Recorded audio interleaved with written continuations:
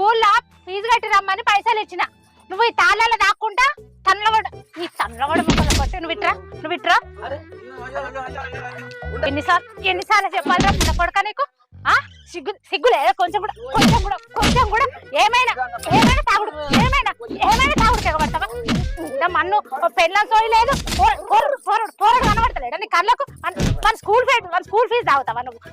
మన school fee ఎట్లా కన్నాలిగా?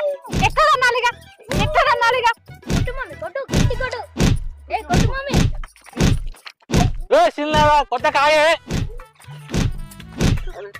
చిన్నవా చిన్నవా ఆగే చిన్నవా తప్పంత నాదే, నేనే తీసుకెళ్ళేనా?